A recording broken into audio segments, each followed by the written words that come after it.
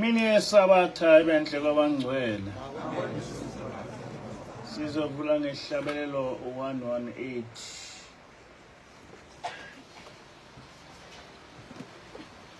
Lalelani nanti lizwi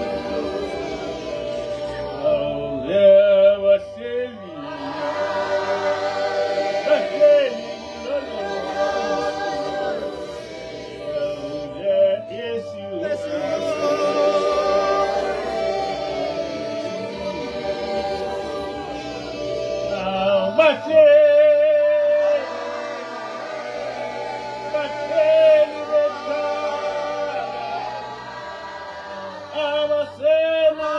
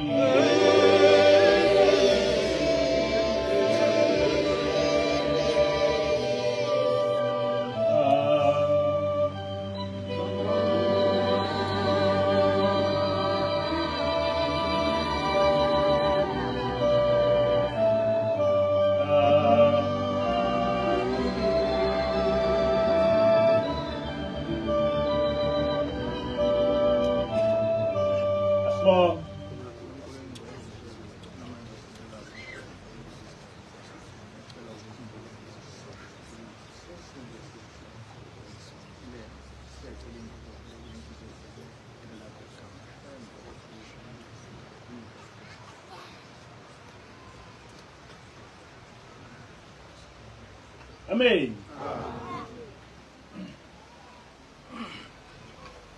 Isihloko salenkonzo sithi umphumela wesono ukubhubha kwenyama nokomphefumulo. Umphumela wesono ukubhubha kwenyama nokomphefumulo. Incwadi kaTimotheo wesibili isahluko sesine from verse 2 to 5. Shumayela izwi noma kuyisikhathi noma kungiso. Sola ukhuze ugqugquzele ngakho konke ukubekezelela nokufundisa. Ngokuba kuyakufika isikhathi abangakwamukela ngaso imfundiso elungileyo, kodwa bayakuzibuthela abafundisi ngokwezinkanuko zabo. Bayokufulathelisa izindlebe zabo eqinisweni, baphambukele ezinganekwaneni. Kepha wena zithibe ezintweni zonke, ubekezele ebunzimeni, wenze umsebenzi wevangeli, futhi ufeze umsebenzi wakho ngokupheleleyo. Amen. Incwadi kaJeremiya 23 verse 26 to 27. Kuyoze kube nini bengaphenduki ezinhlizweni abaprofeta amanga, bangaprofethi bengabaprofethi benkohliso inhliziyo yabo na, abaceba ukuba abantu bami balikhohlwe igama lami ngamaphupho abo abawalandisayo. Kube yilowo nalowo umakhelwane wakhe, njengoba okhokho babo balikhohlwa igama lami ngenxa kaBhali na. Amen. Incwadi kaIsaiah 42 verse 8. NginguJehova, yilelo igama lami. Angeke ngimnike omunye inkazimulo yami. Nesithombe ezibaziweyo udumo lwami. Amen. Amen. Inkinga esinayo lapha eSouth Africa, angazi kwamanye amazwe, ukuthi konke ukucabanga kwethu kuphethwe isizwe simhlophe. Ngisho into ingaba mhlophe kangakanani, uma lezi zizwe sezithe imnyama, sonke sithi imnyama. Ngisho into ingaba mnyama kangakanani, uma zithi imhlophe, sonke siyajika sithi imhlophe. Nginikeza isibonelo, saba nomongameli owayelwela ukukhululeka kwabantu abamnyama. Kwathi uma abamhlophe bekubona lokho, bavele bampenda ngakho konke ububi phambi kwethu. Kwathiwa ngokuholwa lo mongameli iSouth Africa izokuwa. Bazama nokuyiwisa ukuze sonke sibone ukuthi lo mongameli uyisigebengu. Salemukela leli lumbo, nathi samkhipha ekusiholeni noma ekholeni izwe. Sesimkhiphile kwalapho iSouth Africa iwa ngempela. Saqala lapho nathi ukubona ukuthi esenza iphutha. Abantu yilapho beqala ukubona ukuthi lo muntu esasifundiswa ukuthi uyabheda, abamhlophe babe senza isikhuphuko. Nguye lo muntu ozosikhulula. Uma bonke abantu sebebuyela kulo mongameli, abanye abantu ebesabambelele kuleyo nkosiso baqala kumangala nokusola ukuthi sekwenzekani. Nasenkolweni ke kunjalo. NaseBhayibhelini bambalwa abaprofeti abangafaniswa nomprofeti Isaiah Shembe, ukuthula kube kuye. Amen. Mhlawumbe nguMose kuphela. Kodwa uma ngikhuluma lokhu, abantu abaningi bazomangala. Ngoba ivangeli elaqhutshwa ngabamhlophe besebenzisa abamnyama ukuthi uShembe wafa ezama ukundisa. Njengoba benza kumongameli engikhuluma ngaye, bakwenza nokuShembe. Babumba wonke amalumbo ngaye. Nempela baphumelela. Ngoba abamnyama bakholwa ukuthi abakutshelwayo kuliqiniso. Kanti inhloso ukuqeda uShembe. Ngokomsebenzi hayi ngesikholwayo, uShembe umprofeti ungamlinganisa noMose. uMose nguye owakha isizwe sakwa-Israyeli, wasinika inkolo entsha, waphila naso iminyaka engu-40 esiphethe, esifundisa noNkulunkulu ophezukonke, uJehova. Lapha ngikhuluma ngemisebenzi ebambekayo ukuthi ngaphandle kwaMose akekho umprofeti kwa-Israyeli ongalinganiswa nobaba mkhulu. Ngakho-ke ngokwekhono lokuhola uShembe singamlinganisa noMose. ngokwezimangaliso singamfanisa noYeshua, kodwa abamhlophe bakucisha konke lokho besebenzisa bona abamnyama. NjengoMose ushembe ivangeli lakhe lisukela ku-1904 lize liphele ku-1935.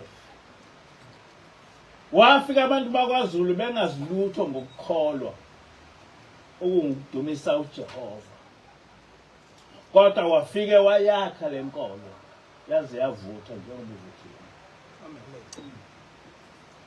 Ngake ngasho ukuthi esinye isazi sezenkolo kwakungumuntu omhlophe nesasenze ucwaningo lunzulu ngoShembe.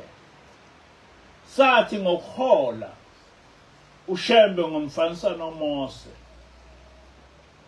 ngobumbongi ungamfanisa nenkosi uDavid, ngokuprofetha uShembe ungamfanisa nomprofeti uIsaya kanye noJeremiya,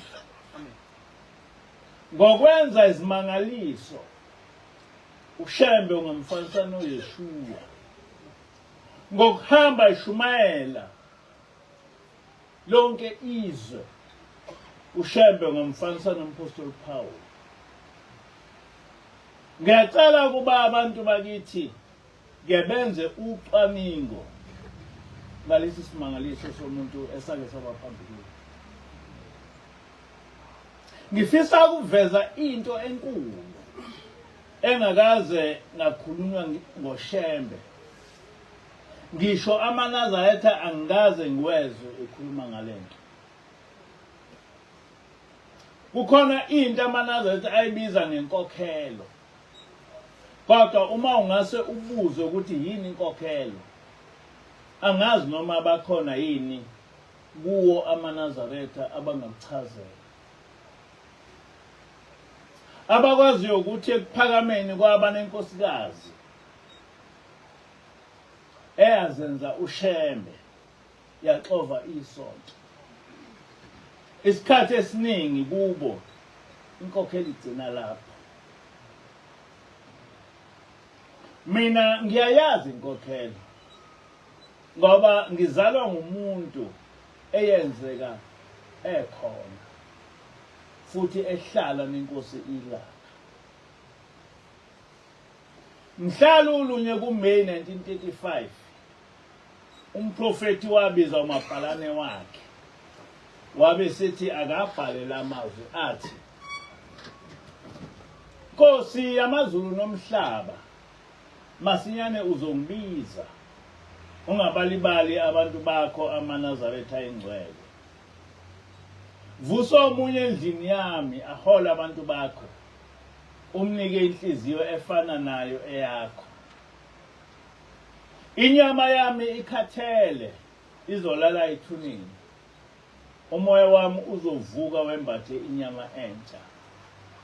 Kwaphakade bengizelwe nanini ngoba khona. Amen.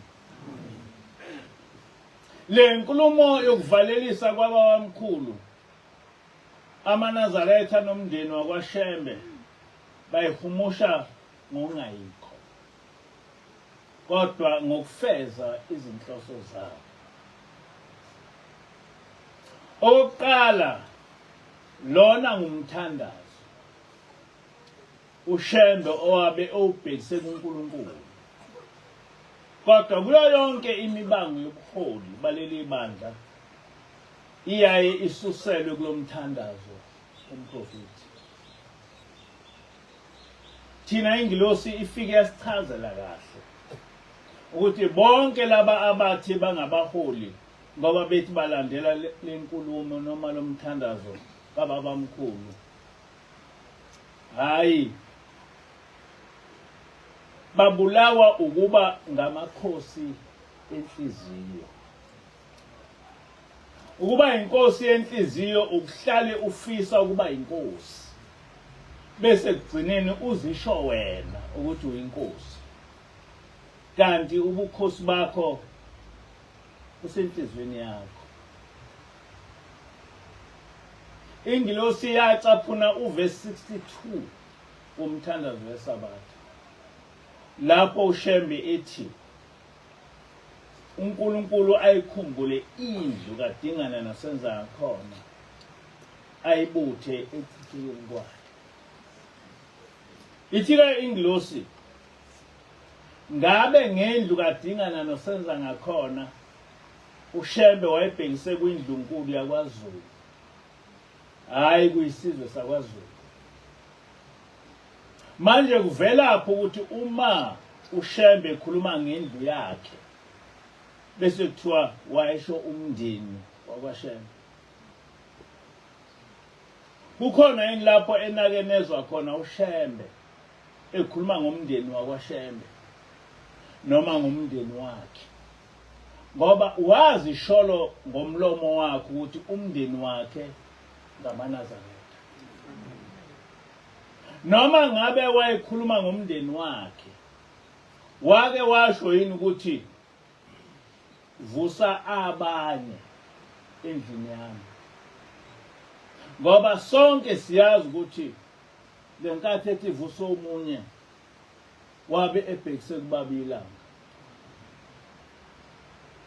Ithi-ke ingilosi waqala nini ukuthi uma uNkulunkulu ethuma umprofeti ukuhola abantu bakhe bese umprofeti ezikhethela yena ukuthi emva kwakhe kuzohola abomndeni wakhe? Kanti umprofeti kaJehova uyasikhethela yini ozomlandela? Ngenkathi uJehova ekhetha uMose, emva kwakhe kwaba nguJoshua owabe engesiyo indodana kaMose. Kodwa uMose wayenawo amadodana, kodwa uJoshua wakhethwa uNkulunkulu. Deuteronomy 31 verse 1 to 3 and also verse 14. Ngenkathi uJoshua efa engakhethanga mholi, abantu bakwa-Israyeli babuza kuNkulunkulu ukuthi ngubani okumele abahole. Wathi uJehova, ngizohola uJuda. Abahluleli 1 verse 1 to 2. Manje kuleli bandla likaJehova elaliholwa ngumprofeti, ubani osekushintshile lokho okubhalwe eBhayibhelini? Ithi-ke ingilosi, njengoba uyisithunywa sikaJehova, awukwazi ukuthi uzikhethele wena ukuthi emva kwakho uzohola abantu. Nobabamkhulu akasikhethelanga. Ethandaza uShembe wacela kuNkulunkulu ukuba yena uNkulunkulu akhethe ozohola amaNazaretha. uShembe akasikhethelanga ozomlandela ngokwakhe. Inkosi ilanga yayikhethwe uJehova. Amen. Ithi-ke ingilosi kimi, nawe ukhethwe nguNkulunkulu ukuhola amaNazaretha. Yikho baba ilanga wathi umelusi, ngoba leli bandla akusile lakho. Ngakho-ke awukwazi ukuzikhethela ukuthi emva kwakho loholo ngubani. Kodwa bengaqondile ukukhuluma ngalokho. Ngikhuluma ngobabamkhulu. uShembe wahamba emhlabeni mhla ka-2 May 1935. Ekuseni ngo-9 emzini wakhe oseduze wase-Richards Bay eMkhaideni. Ibandla laseliholwa inkosi ilanga. Angazi ukuthi kwathatha isikhathi esingakanani, kodwa sengathi wawungakapheli unyaka. Kwavela amakhosazana 4 singwakhohliwa amagama awo, nenkosikazi eyodwa eyaziwa ngokuthi uMamthembu. bathi kufike kubo ubaba mkhulu wathi kumele kube nenkokhelo lapha ePhakameni. Kumele kukhishwe bonke abantu abangaqondile ebandleni ukuze inkosi esho ubaba iLanga engaholi ibandla elingekho ngcwele. Inkosi iLanga yakuvuma lokho. Lamakhosazana nalenkosikazi baqala ukwenza lokho abakuthunywe ngubaba mkhulu. Noma abanye abantu babengamboni, kodwa lezi zithunywa zabe zimbona ubaba mkhulu. Ngoba kukho konke ezazikwenza zazibuza kuye ubaba mkhulu buka abantu. Babethi mabenza into behambe bekubaba mkhulu noma abantu babengamboni bekhulume naye bese benza lokho ubaba mkhulu akwenza. Isono sasibizwa ngegama njengomuntu, njengokuthi nje ukuthakatha noma ukubulala. Bese bonke abantu abathakathayo besiphumela ngokwabo beme eceleni. Lamakhosazana afika abashaye ngemvubu maqede baxoshwe ebantwini. Lesi senzo senzeka cishe iminyaka emibili. Abantu sebesaba ukuya emhlanganweni ngoba bazi ukuthi bazoshawa baxoshwe. Nezinkosi zihambana. Uthi umama kwakunamakhosazana owayehlala nawo ngaphakathi bephekela inkosi iLanga. Uthi baxoshwa bonke wagcina esesele yedwa sekunguye obheke inkosi iLanga. Uthi lezi zithunywa zavele zamemeza ezixukwini zathi ithi inkosi ubaba mkhulu ulandiwe unenhlanhla. Wasinda kanjalo ke umama ekushaweni nasexoshweni. Kwase kuba nguye yedwa osehlala nenkosi iLanga. Lesi kwaba isikhathi esinzima ebandleni lamaNazaretha. Ngoba uthi umama kwakuza izixuku, kodwa uma sekubizwa isono ngasinye abantu bavele bazizele kulamakhosazana ebashaye ebaxoshe kanjalo ebandleni. Ebashaya ngemvubu hayi kani. Kwangazeki ukuthi yini eyayenza ukuthi uma sekubizwe isono umuntu avele azizele, yize azi ukuthi uzofike eshawe futhi exoshwe ebandleni. Sekwenzekile lokho, lamakhosazana eza kubaba iLanga ezosho ukuthi ubaba mkhulu uthi usiyavalelisa, usiyahamba. Nempela ase ayayeka ukukhipha abantu ebandleni ngoba athi ubaba mkhulu usehambile. Kodwa lenkosikazi uMamthembu yona yasala. Yathi ubaba mkhulu usekhona, usekulo. Kwathi kusuka kwase kuba yiyo esithi ingumholi.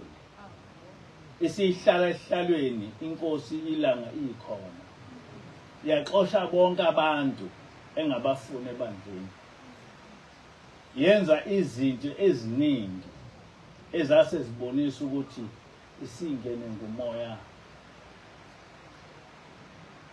kaSathane. Manje ke uma kukhulunywa ngenkokhelo amaNazaretha azi le ndaba kaMamthembu. Ngoba nenkosi iLanga uma ishumayela yayivama ukukhuluma ngayo. Ngakho-ke kumaNazaretha amaningi inkokhelo yayisho into embi eyenziwa inkosikazi uMamthembu. Khona phakathi kwenu bekwazi ukuthi inkokhelo yayisho ukuthini.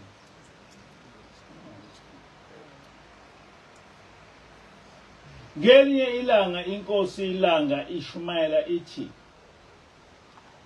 uma thina boshembe sisithela ngale kwaleli yaqhuma, kovela oshembe abaningi.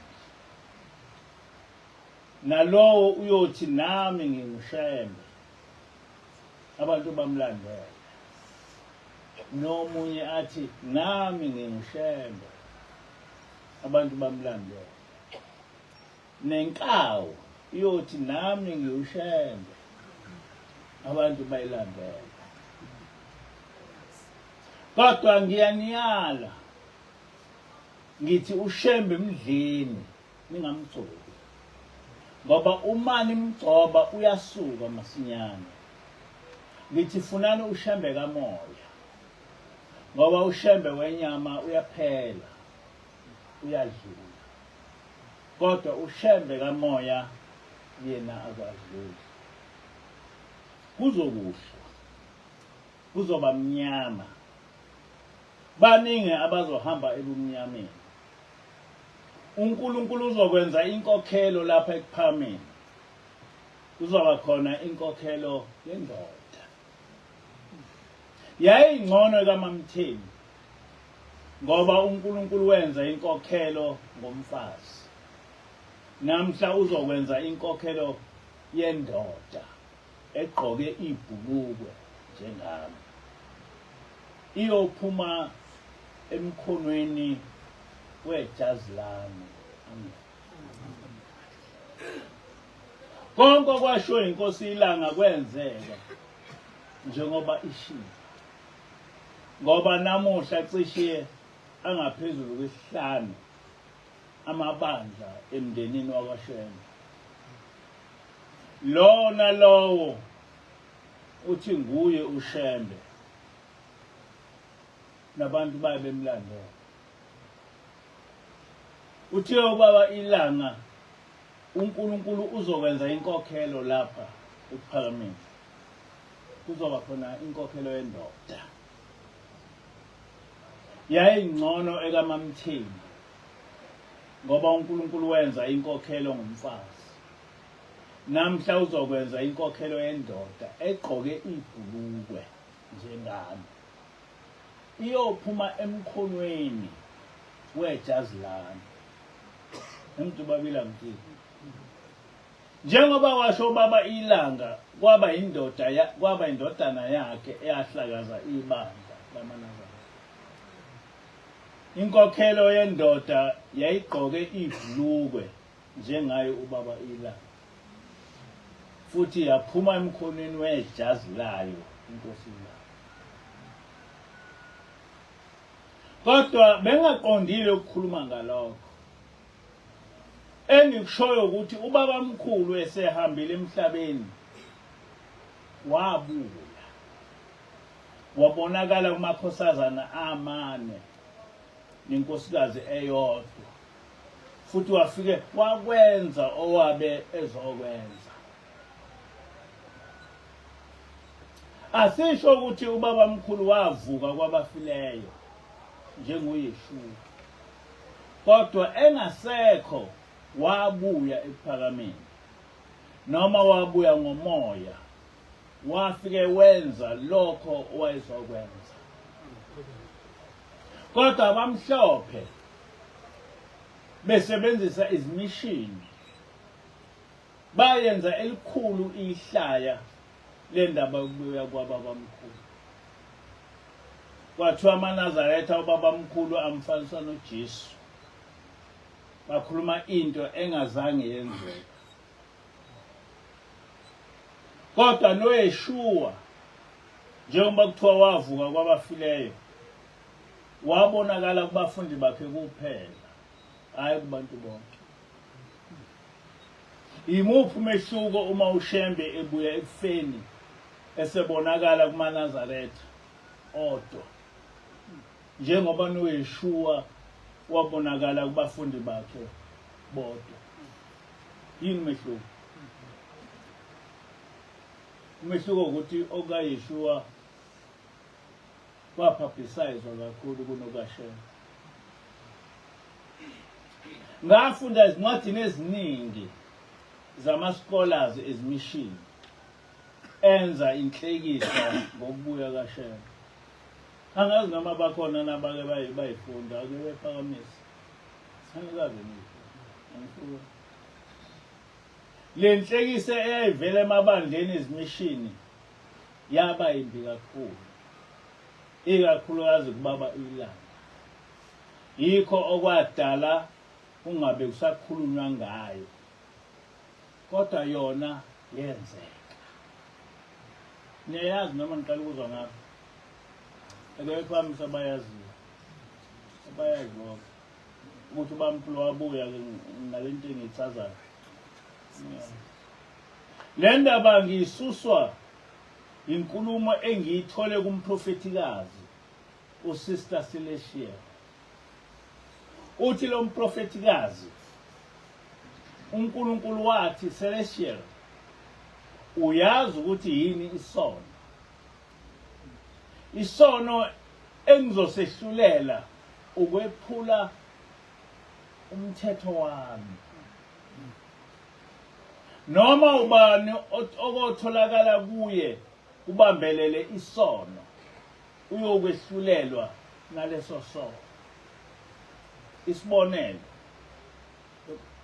labo abenza ukungcola ngaphambi kwekhamera, ucameraman unesono. Lowo ovula indawo yokwenza lezi zithombe bonke sebebekwe icala ngoba ibona abakhandela isenzo esiyisono. Abantu basikhanda isono.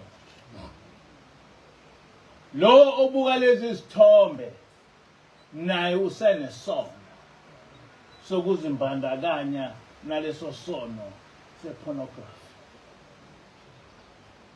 Uma usuwenze lesi sono, uNkulunkulu ngeke ekubize ngegama ngokusheshsha. Kodwa uyobiza isono ethi all sexual immorality. I-sexual immorality bese iphakamisa isandla.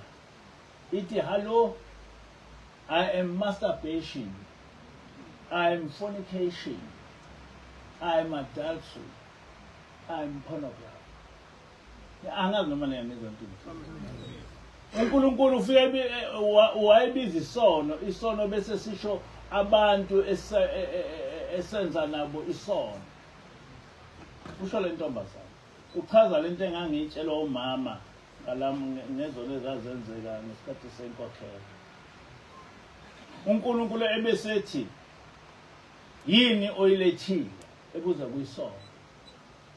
Bese ke isono sikhomba wena.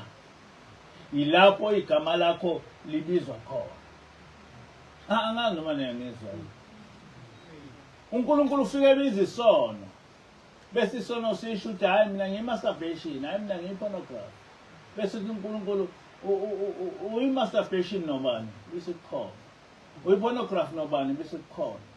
Uyi-fornication nobani? Bese iyakhona. Bese uza lapho ubizwa isono sakho. Lento yangithinta ngoba ngaye ngizikhuluma ngumama ngesikhathi senkonzo. Le nkulumo yangithinta kakhulu ngoba nomama wangichazela kanjalo.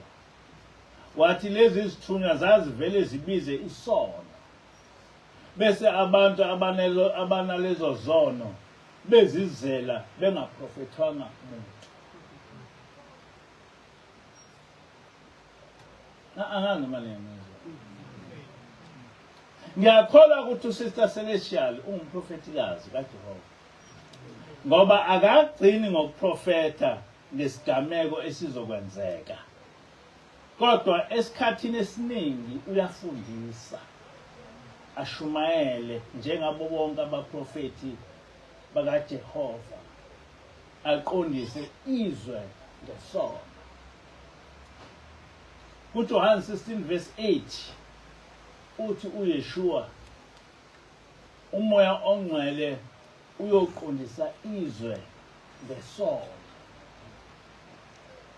lokho kusho ukuthi uyofundisa ngokuthi isiphi isenzo esiyisono nejuthini but uyofundisa ngesono uyofundisa izwe ngesono ngoba abantu abasazi isono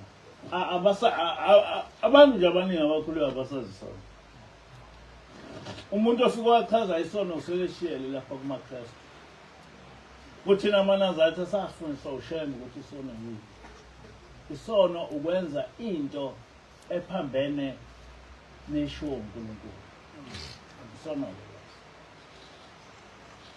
uyofundisa ngesono ukuthi isono yini ake ngiveze le ntshumayelo kaSister Celestial engiyikhiphe ezintshumayelweni zakhe into engiyithanda kuCelestial is not just i-foretelling to foretell ukuthi hayi ngesikhathi esithize kokwenzekani ngesikhathi eside kokwenzekani. No, I'm not interested so much in that, but inserted to her teachings because Celestial's teachings are the teachings of Ubaba Mkhulu. Celestial's teachings are the teachings of ingilosi esihlala nayo. Celestial's teachings are the teachings kaBaba Ilane engangihlale ngize khuluma ngazo. So ukuthi umprofeti wakuphi kodwa I'm interested to how lo muntu uvele ezulwini nange ekhuluma lento ekade siyifundiswa ingilosi nange ekhuluma lento ekade siyifundiswa esasifundiswa Baba Mkhulu. Uthi-ke uCelestial uya uJehova uyasitshela njengabantu besifazane ukuthi masigqokeni ngendlela efaneleyo sigqokeni ngendlela enokulunga sigqokeni ngendlela engena emazingeni ethu ngenkathi uba mdala gqoka izingubo ezifanele izinga lakho lokukhula kwakho uma usudlule eminyakeni yobudala ewu20 noma ewu30 noma ewu40 noma ewu50 imbala gqoka lokho okukwenza ubonakale uhloniphekile lokho okukwenza ube muhle ongakuhlanzi ngokweminyaka yobudala bakho hayi lokho ukuhambisana nedumelo yaleso sikhathi noma imazwi musu ukugqoka ngokwama lifestyle noma ngokwama fashion yezwa awudingi ukugqoka lama leggings obudimoni adweba ukuba kwezinqe adweba ukuma kwezinqe ngemuva le yinto ibilokhu ihlezi engqondweni yami ngenxa yalesi prophet ngoba uCelestial wayekhuluma into ayisikhuluma uNkulunkulu okokuqala nje ama leggings akusiwo amabhuluke ongawagqoka phakathi kwabantu ngaphandle uma ubuya ejimini sewubuya lezi zinto ezibizwa ngama yoga pants ama gym pants azifanele ukugqokwa usuku lonke nama top amancane aveza umzimba nalesi style esivela eChina ikhaya lomngcela ngoba labo bahlale belandela imikhuba nezidingo zasentshonalanga nina enise-Afrika ngilaleleni uma ugqoka izingubo okufanele ziqale ukuma kwezinqe zakho uluhlobo lwesifazane onguJezebel ulidimoni elisikamgwaqo ngikutshela kwezikabhoko ke mina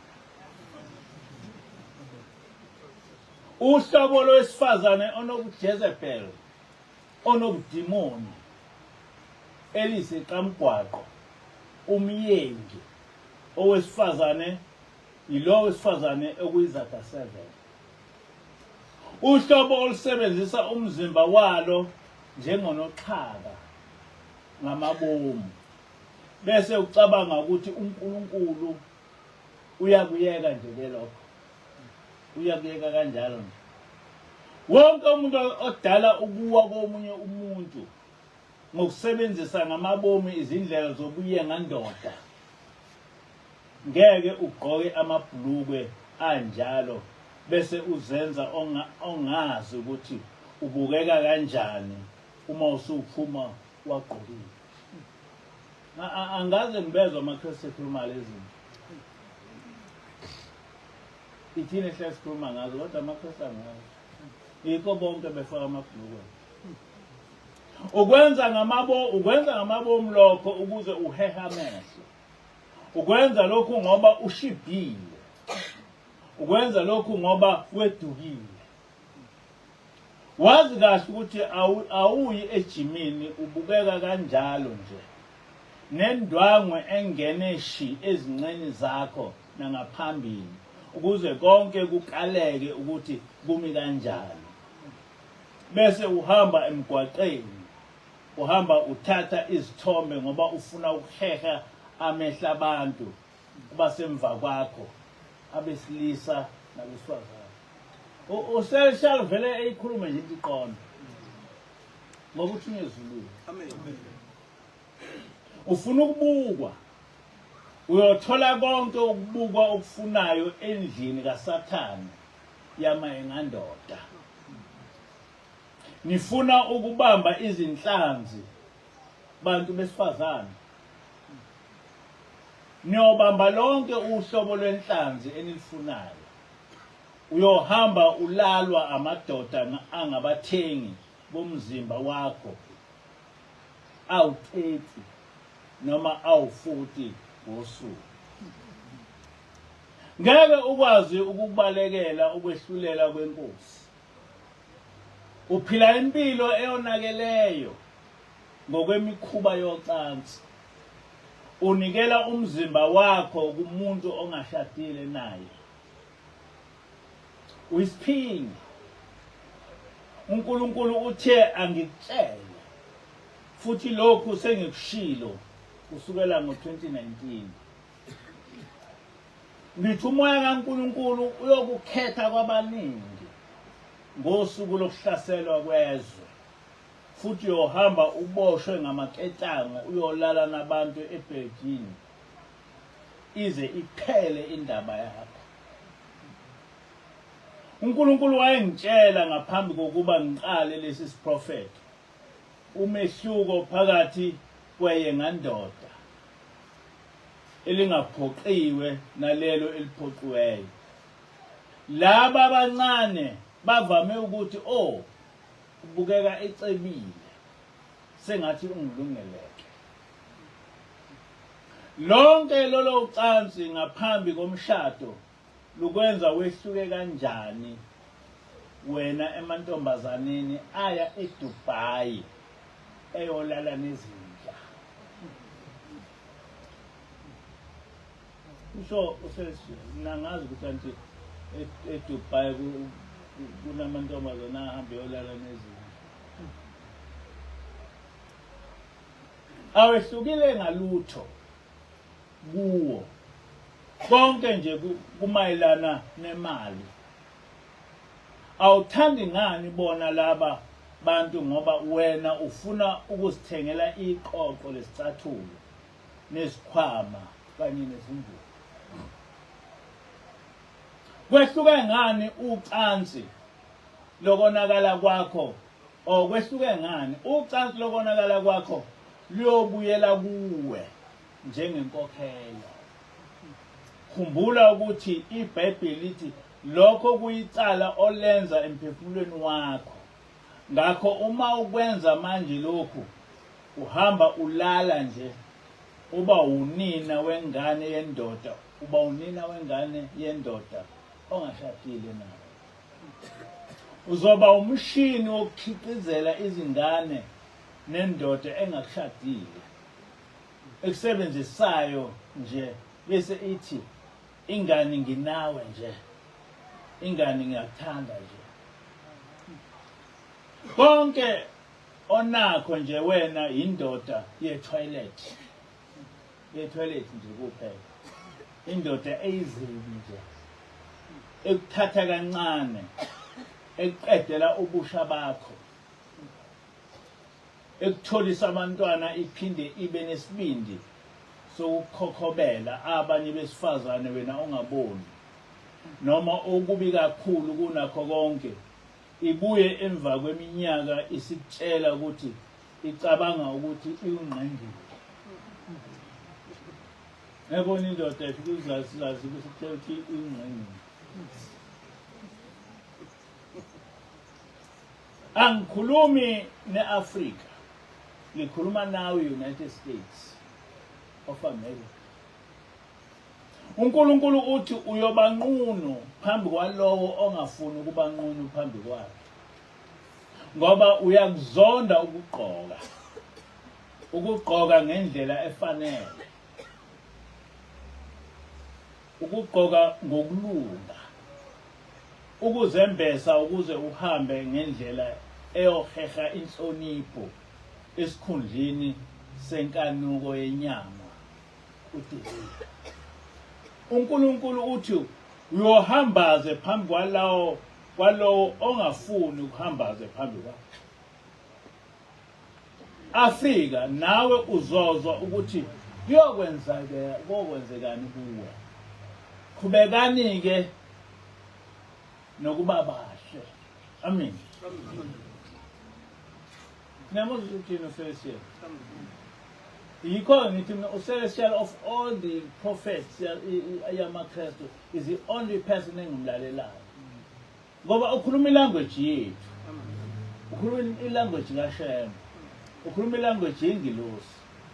Ukuthi uprofeta khona okuhlala uthi nje hayi uMandela uzokufa, hayi ubani uzokwenza njani, ubani uzowina. Uprofeta ukushumayela, uprofeta ukufundisa.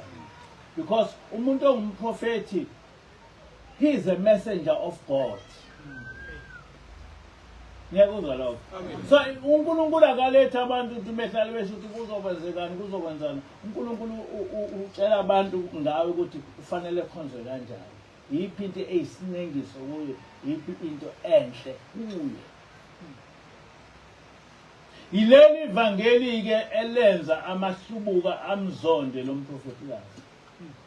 Kodwa leli ivangeli labo bonke abaprofeti bakaJehova, o-Isaya, o-Jeremiya, o-Hezekeli, kanjalo nomprofeti u-Isaya Shembe, nengilosi ihlale ifundisa. Ukunikeza isibonelo ngevangeli likaShembe, uthi ubaba mkhulu, njengokuba uJehova namuhla engithumile phakathi kwenu ukuba nginilethele umbuso wakhe oyifa lokuphila kwaphakade, kanjalo noSathane ufinyelela kubantu ngesithunywa zakhe ukuba zilethe imbubhiso yaphakade kubantu. Batabami, omubi usebenza ngezangoma nabo bonke abavuma ukuba izimbongolo zemimoya engcolileyo, ngokuba umthombo wayo nguSathane. Yikho lokhu izolo ngithekini yemukelana umoya oyingcwele kuphela, ngoba ungokaNkulunkulu. Ningemukeli noma munye umoya ofuna ukuphambene nale ncwadi kaNkulunkulu. Xwayani izangoma ngokuba ziyilathi nesihlalo sikaSathane phakathi kwabantu. Amen. Yabona le nkulumo kababa omkhulu abantu abaningi abayifuni. Njoba nale nkulumo kaCelestial abantu abaningi abayifuni. Abantu abafuna ukutshela isono. Abantu abafuna ukutshela ukuthi uNkulunkulu yini oyithandayo, yini uNkulunkulu ongayithandi. Kufanele ubatshele into ethandwa yini. Kanti uma uthunywa uNkulunkulu ukhuluma into oyitshelwe uNkulunkulu ukuthi uNkulunkulu lento akayithandi, lento uyayithanda. So uCelestial of all the prophets engake ngababona kumaKristu, she is the only person okwaziyo ukuthi eshumayele, okwaziyo ukuthi efundise without any fear ukuthi umuntu uthini ukhuluma leyo nto okhuluma uNkulunkulu bese ngithi nangokumprofeti kaNkulunkulu. Nangumprofeti thina simaziyo umprofeti kaJehova. Ngike ngamuzwa ekhuluma ngendaba ukuthi awukho umehluko phakathi kweTestament elidala neTestament elisha. Zonke izinto ezikhulumayo ilezi zinto esasifundiswa uShem. Lezi zinto ezayikhulunywa abaprofeti be-Old Testament ngoba vele abekho abaprofeti kwi-New Testament ngaphandle kwaYeshua. Uma umuntu eyisithunywa sikaNkulunkulu ukhuluma lokho okutshelwa nguNkulunkulu. Kungakhathaleki ukuthi abanye abantu bathi yeah. Uma umuntu ethunywa nguNkulunkulu ukhuluma lokho okuthunywa nguNkulunkulu. Uma ubona abantu bekuthuka besho yonke into bakusho ngoba ukhuluma into oyitshelwe nguNkulunkulu. Ngisho amaNazaretha mangibatshela ukuthi no akuhambi lokho lonke. uNkulunkulu akayifuni izangoma baye bengithuke besho yonke into kodwa ngikhuluma into ekhulunywa nguNkulunkulu. Inkosi uselokho nikuzwile.